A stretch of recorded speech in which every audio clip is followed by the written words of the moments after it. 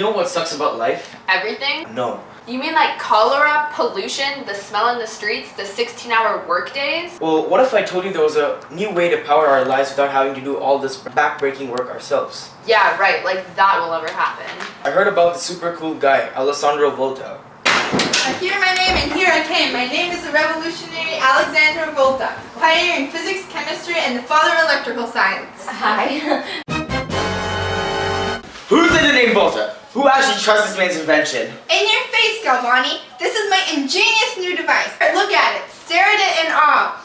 I present to you the battery! You don't understand. It was from the inside of the frog. Every time I put my forceps on its limb, it would twitch as though there was a form of energy coming from inside the beast that made it move. Ah yes, from the so-called experiments of my colleague Luigi Galvani, or his years of mindless toying with detached frog limbs, I was able to draw away something revolutionary from his typical gibberish to see that there was a force of electricity that caused the frog's legs to twitch upon contact with Galvani's forceps. Galvani was convinced that the source of electricity was inside the frog and proposed an idea of animal electricity, which I found absolutely ridiculous. I immediately noticed that Galvani's repulsive taste in equipment played a major role in his phenomenon. If we take a closer look at Galvani's forceps, one part was zinc and the other was copper, essentially creating a circuit of electrons passing through the frog's legs, making it twitch. So then I thought to myself, wow, this energy could prove to be extremely useful if we are only able to store it and keep a continuous supply of it rather than just short bursts. So then I set to work on what soon would be known as the first battery, or my ingenious voltaic pile. Alright, genius. Then what exactly do you do that was just so great? It's actually quite simple. You see, using my utter brilliance, I stacked zinc and copper plates with some cardboard or cloth which I dunked into an electrolyte solution like salt water to resemble the electricity-producing organ of a torpedo fish. When I connected the copper and zinc plates on either side of the cardboard or cloth, I was able to create a constant flow of electrical current within the wire to make the world's first battery. I call it a voltaic pile. Yeah, way to be creative with that name. That's it? Come on, Volta. How does it really work? Well, my lovely assistant will answer that question. The concept of Mr. Volta's revolutionary battery is that when certain metals come in contact with certain substances, say salt, an electric current develops.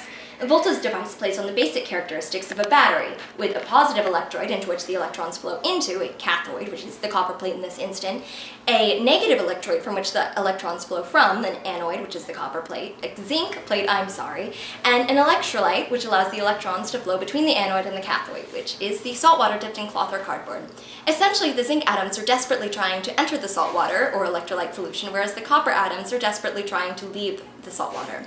Whenever a zinc atom enters the salt water, it gives up 2 of its electrons, which then flow through the connecting wire to a struggling copper atom and helps it leave the water. This constant flow of electrons between the anode and the cathode is the electrical current we have been searching for. Couldn't have said it better myself, or can I? So who benefits from this invention? Yeah, why should I care about this? I mean, is there any benefit to anyone by using your technology? Anyone can use the... Of course! My new invention is a revolution in the timeline of technology, particularly coal and energy usage. It will improve the lives of everybody, from common citizens to the most wealthy people in the city. We are now able to harness and store the energy that would flow through the legs of the frogs in Galvani's experiment. Yeah, right, like anything exists like that.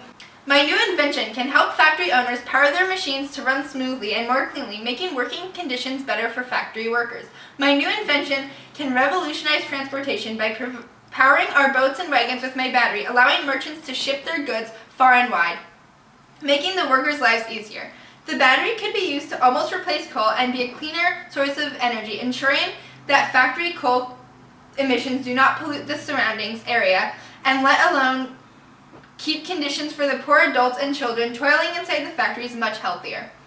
My invention will change society as a whole, directly from keeping the environment clean to improving businesses. And I want you to purchase the voltaic pile so that we as a society can be productive rather than simply cover ourselves in coal dust. The battery has now enabled us to make lamps for our children, and it even enables us to store power for later on. Now we can stock up on batteries when we need to and always have power. The battery has been a great invention for me, and not just me, my family as a whole. I am a factory worker, and I am done with this coal. Hello, battery! Volta for life!